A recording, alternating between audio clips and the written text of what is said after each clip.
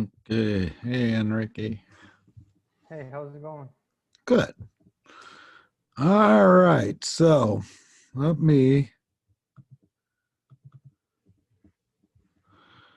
let's get started here today.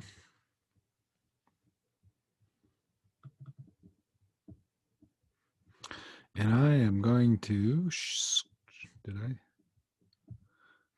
I start recording? I am recording. Let me share my screen here. So you should be looking at our outline here today. So this is December 3rd, 2020. We're coming rapidly to the close of the semester. It's hard to believe it's December already. So who does Illinois, I wonder, who does Illinois play in football this week? We're still playing football. I don't know right now. So let me get my chat box up here as well.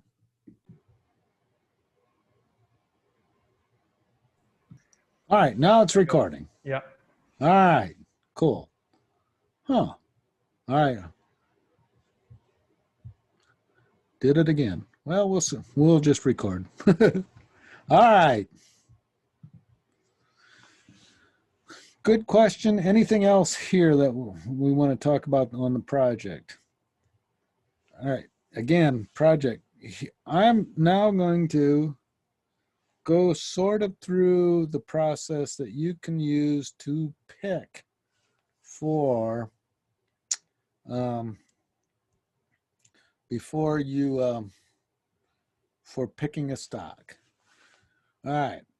I used, when I developed this, that portfolio, that example, this largely a suggestion from Boggle. Again, I'm not saying that this is the best portfolio for you. In fact, if I were you, I would be more risky than he is suggesting you be. But again, that's your choice. And he would suggest holding a stock mutual fund and a treasury bond fund that would equal where the stock index fund would equal 1 minus your age. So if you're 20, you would put 80% in the stock index fund, 20% in the bond fund.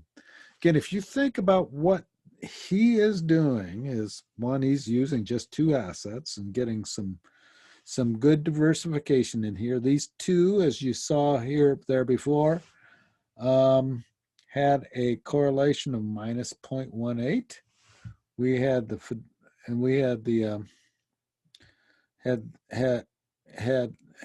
and I used Vanguard 500. Here are three. I told you not to use the Vanguard 500. These three would be very close to the Vanguard 500. And in fact, the Fidelity Spartan 500 index fund would be roughly the same. Vanguard Stock Market Fund would be sort of a broader index than the Vanguard 500. And both of these would be broader than the S&P 500. Here's a couple of bond funds that he suggested. Again, they would be the same as, or roughly have the same characteristics as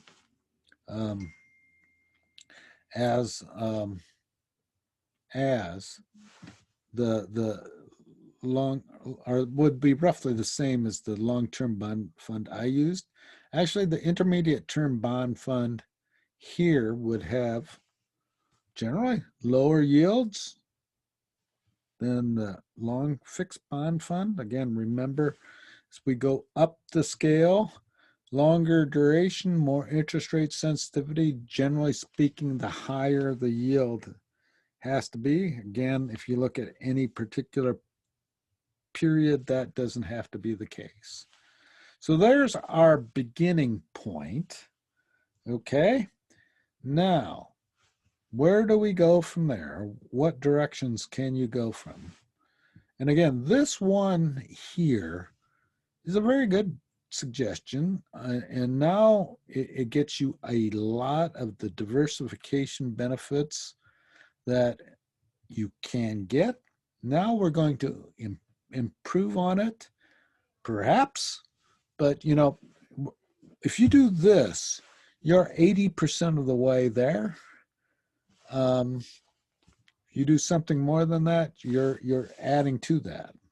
Again, if you are a professional financial planner, you're likely going to be doing more than this, particularly as your client gets older and has more wealth. You'll put them in more assets so that they get a bit more diversification.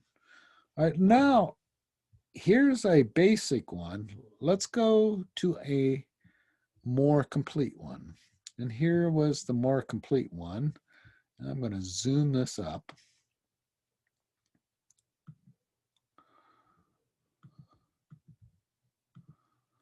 Oops, I went the wrong way.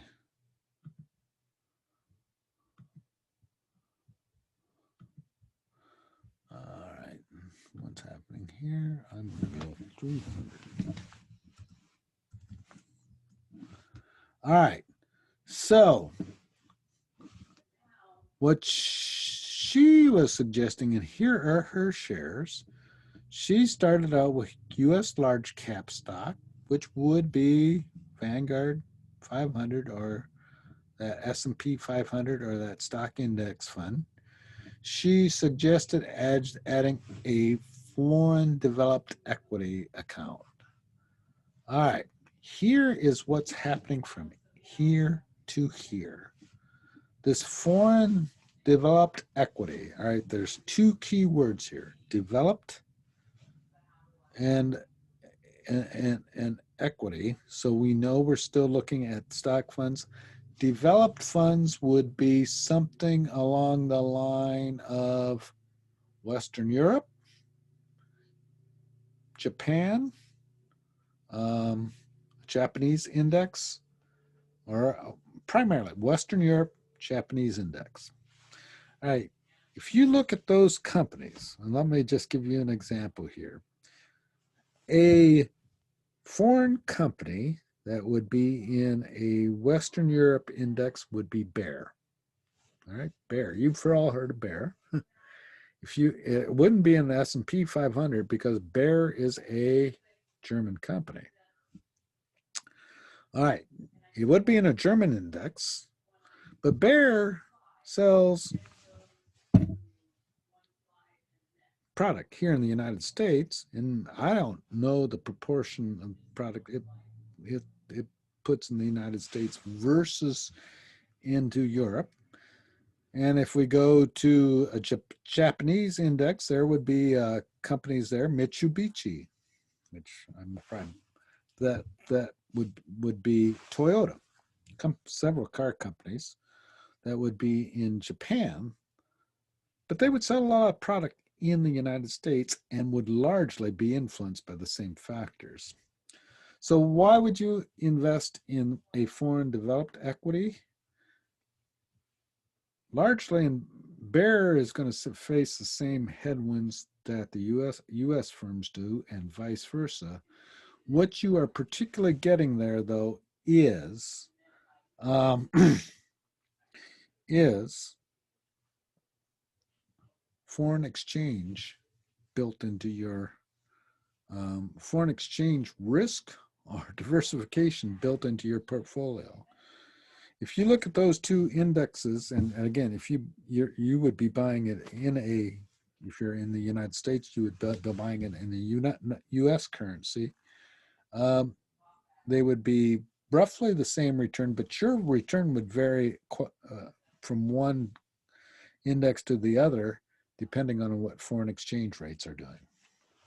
Okay, so this move here is primarily a diversification move. Foreign exchange, a bit of a building in, different companies' risk. Emerging market equity, you are building in. Emerging market would be anything outside developed countries, Singapore, etc., would be good examples. You're building in generally more risk, more expected return. These tend to be more risky. US small cap relative to the large cap, you're adding in more risk.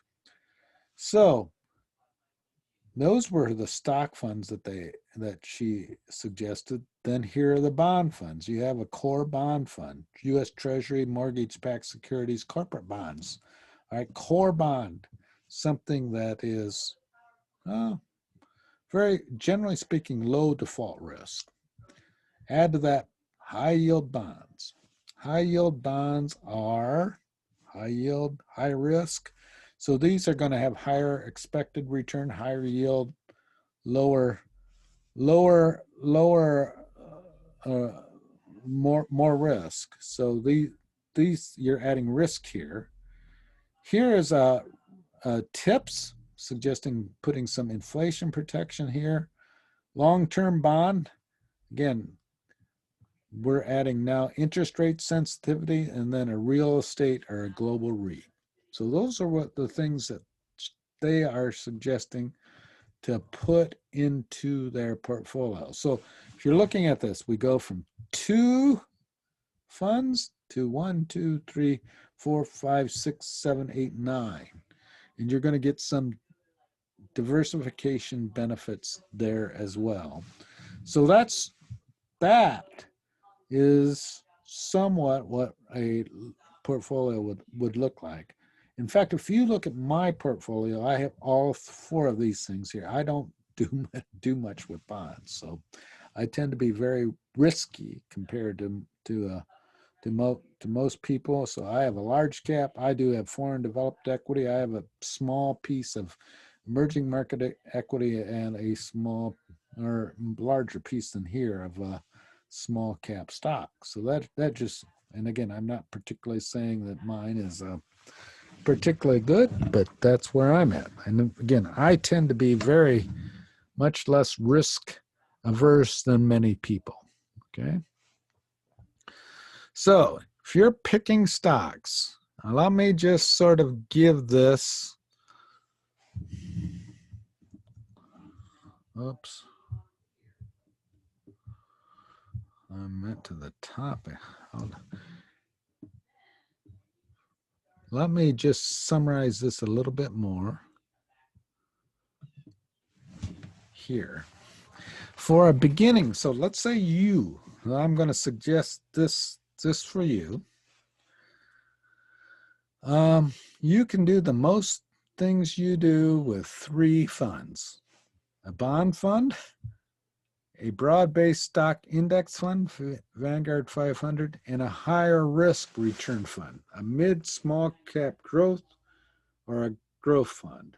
So if you're looking at it, one of the things that I might suggest do is if you got a bond fund, a Vanguard 500, you might think about adding a mid or small cap fund to it with growth. All right. And again, this number 1 here is going to add expected return and risk to your portfolio. This is sort of your building block, and this one is stability relative to these other 2. So then if you look at this, all right, if you're low risk, you hold a high proportion. If you're in here, let me just be more specific about this. Your low risk aversion, you would hold a higher proportion in the bond fund, low proportion in index fund. All right, you would put more of your wealth in the bond fund. If you're medium risk, you would put most of your funds in a broad-based index fund. And if you're high risk, you would put more of it into your high risk return stock fund. So there you're controlling risk, all right? And and what you're looking at. All right.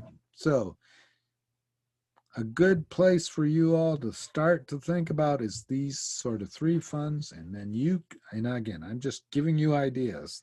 This is a risk return sort of approach, and so the more the risk that you have, or the more you're willing to take on risk, the more you're going to put it in higher risk, higher return sorts of bonds. So you might have a Vanguard or a broad-based index fund, Vanguard 500, or the equivalent of that, plus a mid-cap growth. Okay. So once you get some funds, right, you're 10 years on, let's say, then you're going to start adding things to it. You're going to add, you might start with a broad-based stock index fund. You might add a foreign developed equity fund. Again, this is just primarily giving you diversification, and those two are going to vary for you depending on what exchange rates are going to do. So if you have exchange rates, if the US dollar is increasing relative to other currencies, you're going to do well, and vice versa. Then you could add small, so this is giving you diversity. This then is going to give you risk, and then you might also add something like a corporate bond fund in there. As you get older and older, you might do tips. Again, you're put something in for inflation protection and put some more into municipal bonds. And the reason why I say that's older is because generally speaking, you would not, I'm assuming, have a relatively low marginal tax rate. So the municipal bond fund isn't giving you a lot of benefit. So there is sort of where a nutshell discussion of where you can think about being as far as picking these funds. All right, questions or comments here? If not, Enrique, I'm going to stop sharing again. All right. Well, Enrique, why don't you start the portfolio selection model and get us into the point where we have the VFINX and VUSTX, and just talk that through, and then I'm going to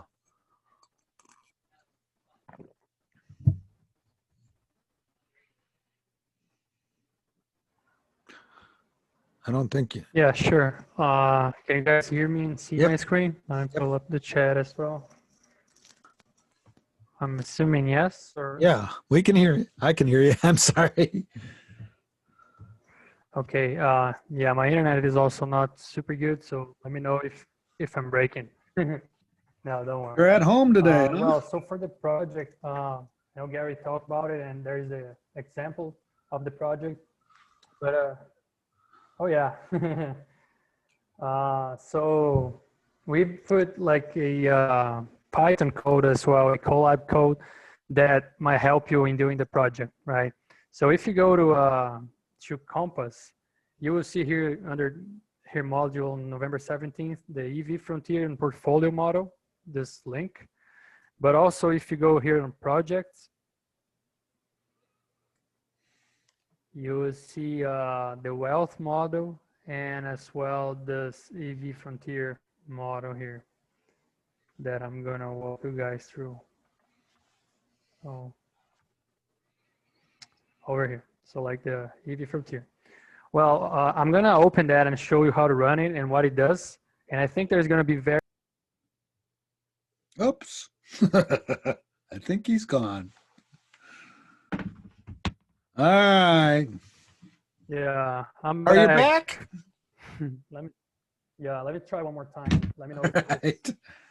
Yeah. So I don't know where did you guys lost me, but I was showing how to get here on this AV Frontier and Portfolio Optimization model on Comp, okay? And as I said, I think this is gonna be very, very helpful. Click here, you're gonna be redirected to this Colab model. And I'm gonna explain that you guys, it's super simple. But first of all, in order to run it, you're gonna have to come here in File and save a copy in Drive, okay? So you need to do that in order to be able to run it, okay? So you need to have a Google account or your Illinois account linked to Google Drive somehow. That way that you can click here and save a copy to Drive, get a copy here. So just 1 second, just take that out. Yep.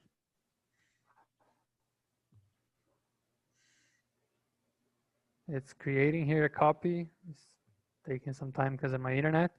You hit here, open in a new tab.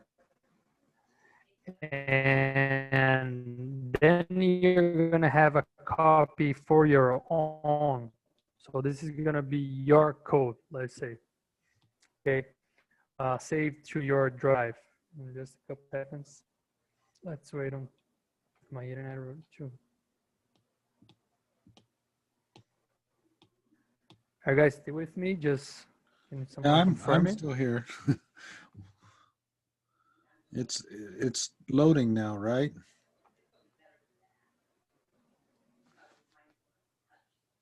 Okay, cool. It's taking some time here to load. I was just, yeah, I'm just refreshing.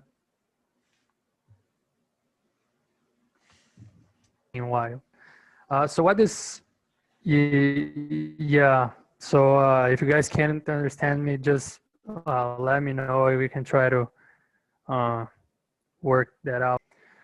So this code, what it does, the only thing that you're gonna have to do here once you copy it. So let me just here.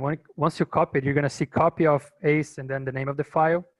And what it does, it will automatically generate the returns, annualized returns, standard deviations, betas, correlation coefficients, and the EV frontier of the assets that you pick, okay?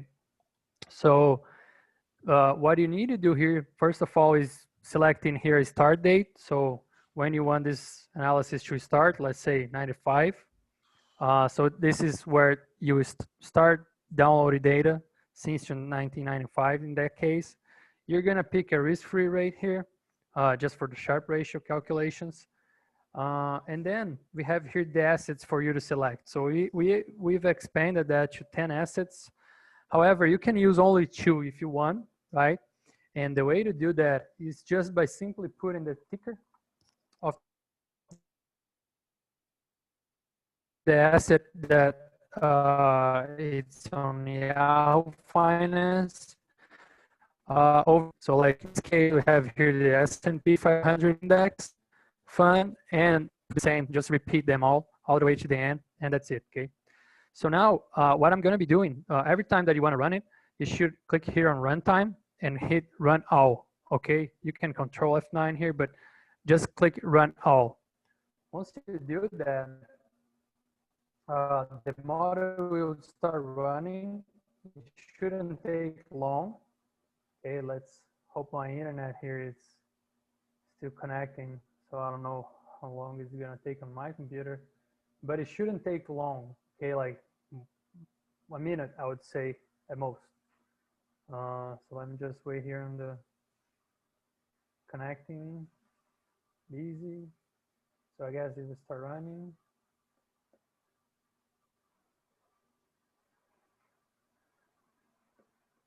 There you go. So it's still on my internet, guys. Sorry about it. But the thing is that the code will start running. I'm gonna walk you through the outputs that you can use in your final project, okay? So we filled that part. After that, everything is automatic, okay? So let me go up here all the way. Yep, there you go. So you will see here in this section, the annualized returns on those assets that you pick. So this is the annualized returns on the VIX, the S&P 500. the bond fund, the standard deviation annualized as well, Sharpe ratios considering the risk-free rate that you pick, and the betas as well. If you guys remember, the beta is the correlation against, in that case, the market is the S&P 500. So the P500 index here, right, because it's mimicking the market. However, if you see the other bond, it has a negative beta, meaning that it does well when the market is doing bad, right? You will see the correlation coefficients here calculated for you as well. That might be handy. You don't have to download data manually and calculate it. So you're seeing the matrix. A little bit more down, you're gonna see some important here, and this is important on, right? It will tell you when did the analysis actually started, because even though if you put here 1995, if you select an asset that was created, let's say in 2010, this code will standardize the data set, and the way that you would do it, it will pick the newest asset and make that the first date. So if you pick like two very old funds, but then you throw in a fund that is 3 years old, you're gonna be dealing with data only for those 3 years that all funds or all assets coexisted, okay? So this is something that you don't have to do anything, but you need to be aware of, okay? Maybe one of the assumptions that you're doing on drawing this analysis is that you're using data since, in that case, 1995, but maybe because of the assets that you pick, it will be not too back in the day, okay?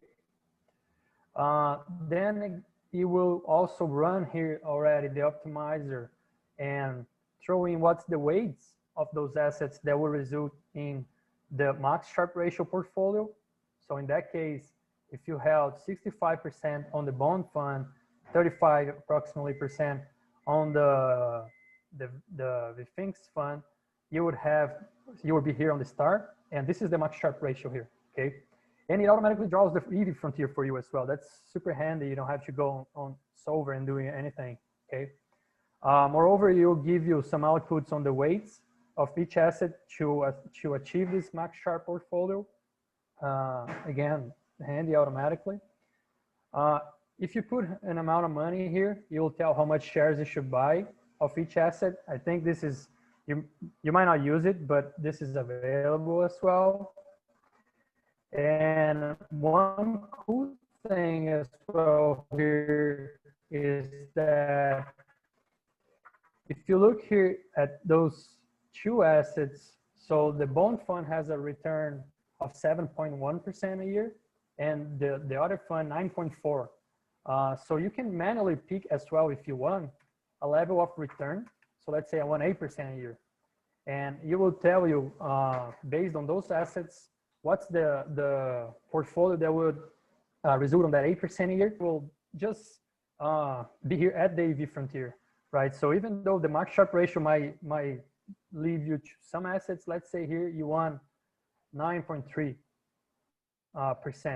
Then what it's gonna do is gonna say, okay, you're still on the EV frontier, you're the most efficient guy here, or the most efficient risk reward ratio for that level of return. But in that case, instead of holding 35% of the S&P 500 fund, you will hold 92%, right? So that'll be very handy if you wanna pick a lot of assets, and you might just justify your choice because you're young and you want more risk. So you can just walk at the EV frontier here and have a different portfolio. Now, before I just do some additional comments here, are you guys following me? Any questions or comments so far? Can somebody just say yes in the chat if yeah, we are following, or no, you broke down because your audio was bad throughout the explanation. So thanks. So okay. So just a question here. We will get points deducted if you choose assets that have been around for only a couple of years. Totally not. Okay. You just have to be aware of that. Okay. And that will tell you. Because if you let's say you pick a fund that is 1 year old, and in this very first year, you did extremely well. So the only thing is that this model is going to be built into the assumption that the return of that fund is going to be the same. Okay, so it's going to be quite high.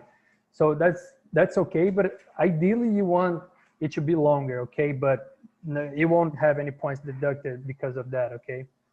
And let me just show you a couple more things here for you guys. So by the way, when you do, if you pick a short fund, you're going to have to rely more on the characteristics of the fund to say something about the longer returns. So let me give you an example. You picked a stock fund that's only 2 years old. Well, you know what the S&P 500 did the last 2 years, and you can say, well, you know, that fund's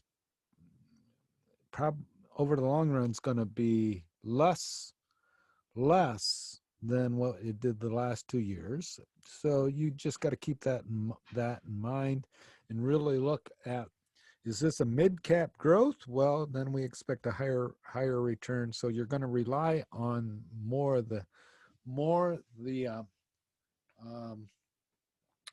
characteristics of the fund when you're looking at those decisions. So yeah. So here, just back in here at the beginning, just make sure that we're gonna do that again. I think I'm gonna go over that example. So I'm gonna put it in and stocks and I don't know. I'm just trying to remember some OMAX, NASDAQ. Let me put a. Here, I got some. Hey, I don't know. I got some for you. I want you to put in. All right. Put. Can you do this? All right. After VSUTX, put. Let's put a. I'm going to pick a stock here. VWEHX. All right. Just put them all. I'm going to give you a. Okay. So where's the fund again? All right. Let me. VW. VWEHX. HX. Okay. I mean, no. EHX. There you go. EHX. There you go. All right. I got one more that I want you to put in there. Let's go. This one will do fine. VQNPX. All right, let me tell you what you got. So asset 1, S&P 500, VUSTX. Asset 2, long-term treasury bond, VWEHX. And let me I just picked some Vanguard funds here. VWEHX is now I lost it here. I'm sorry. Is a high yield fund. All right, so what do you expect that high yield fund to have return wise relative to VUSTX? It should have, and we're going to see this in a minute, is higher returns, higher risk, I'm guessing. Mm-hmm. VQNPX is a mid-cap growth fund. So I would expect it to have a higher return than VFINX. So hit your return and see if I am right. So again here, just run all. If you want to run it again, just hit a run all. You start running again, and it should be very fast. Now that my internet is a little bit better, or it looks like it's better. So we have here 4 assets have their data downloaded.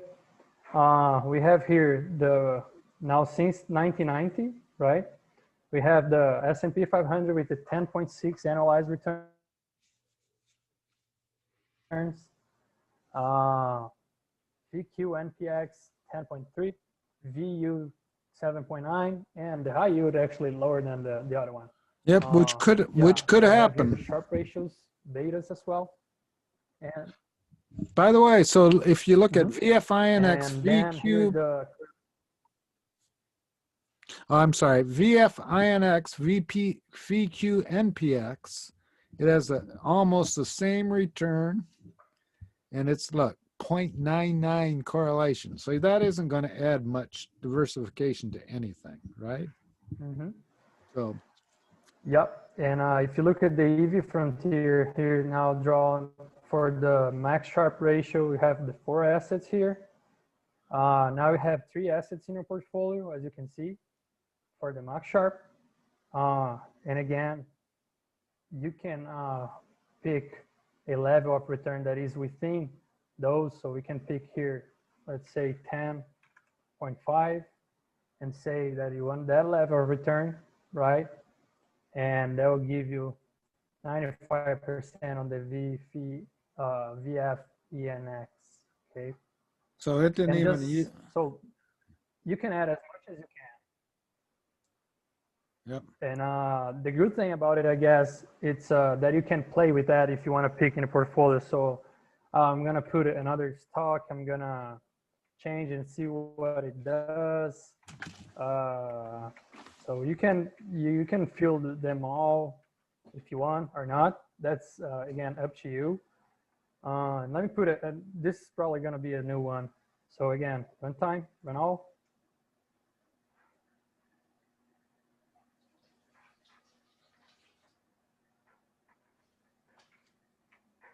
Now I have the correlation matrix here ready for you on those. Now look at what we said, like before, although we put there 1990, probably one of those silver or this gold fund, it's fairly new. So the analysis starts into what we thought that was going to be 30 years old. So, but still you have the same thing. Now the EV frontier here. And again, this is Apple's returns since 2006. It's fairly high. It's actually included in your portfolio. Risk loving, and you want it like, okay, I want this 30% a year of return because you think that Apple will still do the job. Then you should hold 91% on Apple and 8% on the bond fund, right? So again, it's good because you can play with that. Maybe that's too aggressive. You wanna decrease that a little bit, and you're gonna be having the level of return that you required as long as is in between the max and the minimum return, right? And the portfolio that you should hold should do that. Okay.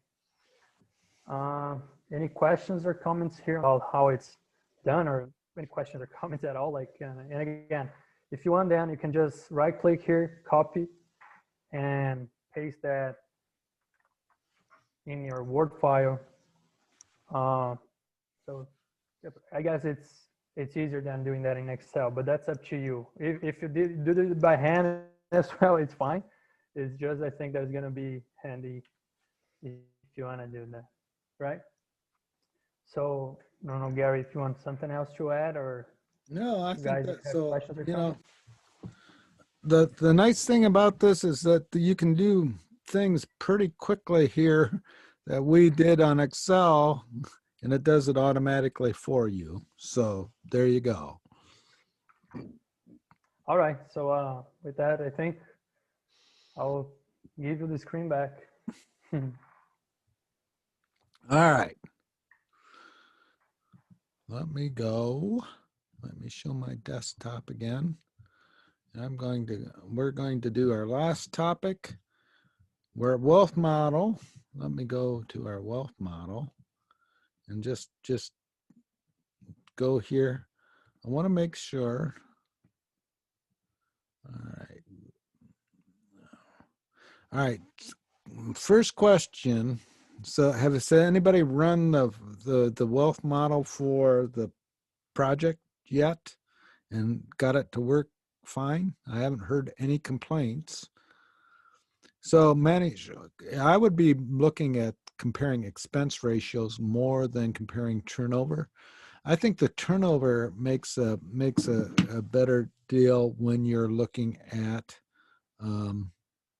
what sort of, it tells you a little bit about what that the fund um, management looks like. All right, has anybody ran the wealth model? Yes or no? Just put yes. I'm hoping you're running this and not having any problems, right? So let me go to the wealth model. All right, good. So again, I just want to reiterate, I want to do one other thing here today. And I have put in here, let me go, I want to get my example again and just reiterate one point here, and then we will be done for the day. Here's my project example. Let me put this over here. One of the things that I want you to think about when you're looking at this is that as you move this up, so as you move the expected return from, for example, 8.442 to 8.97 in here, so 8.42 to, and do this, 8.0849. Gary, can you Yeah, just blow your screen to make it bigger, please? yep. How's that? Yeah, if you can zoom in a little bit, like, on the Yep, yep, yep. there you go. Thanks. All right, thank you. All right, so we're going to run this model. I'm only going to do this with 10,000 iterations just to get it going faster. And then I'm going to hit run. Run. Oh, no, I got that. Yeah, you can click run all there on runtime. Yeah, unfortunately, another bar, the bar was in front of it and I couldn't find it. Oh, no, I got it. Yeah, we can't see the bar. That's why I thought. Yeah. All right. When you're looking at this and you're changing this expected return, lowering it, remember that these VARs here, there's two effects on the VAR. There's an expected return effect. So this, as you increase expected return, all else being equal, this VAR will go up. The 5% VAR will go up. So the other thing that, so one, if the expected returns goes up, this will go, the VAR will go up. And remember, that's what you want from that measure. The other thing that will happen is that VAR will go up with lower returns, or excuse me, lower standard deviations. So let me reiterate that again. VAR will go up with higher expected returns, higher standard deviations. Excuse me, lower standard deviations. Jeez. VAR goes up, higher expected returns, lower standard deviation. Well, if you look at the EV frontier, what you're typically doing is raising the return, raising the standard deviation. And so they're sort of countering each other. And it works the opposite way as well. They're sort of countering each other. So if you reduce the return too much and the standard deviation doesn't go down enough, you could actually be increasing the VAR by taking what looks to be like a lower risk portfolio. So as you're looking at your portfolio, I would suggest looking at several returns and in particular looking at one that might be a little bit higher and just see what that does to the VARs. Because you will be reducing the expected return when you lower risk. All right. Again, copy this over to your item and you'll be good to go. So questions here. Let me stop sharing this. All right.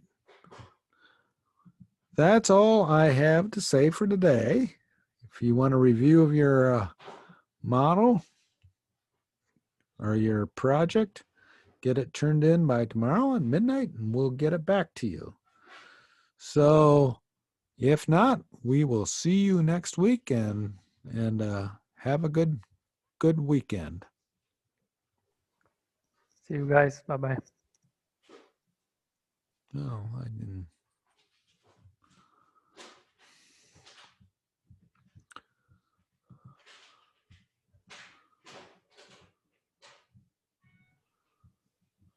Hey, Enrique, how long Hey. have you been? Hey. For? No, don't worry. Go ahead. Hello. Yeah, I'm not putting my screen. I'm sorry. I'll try, but if it's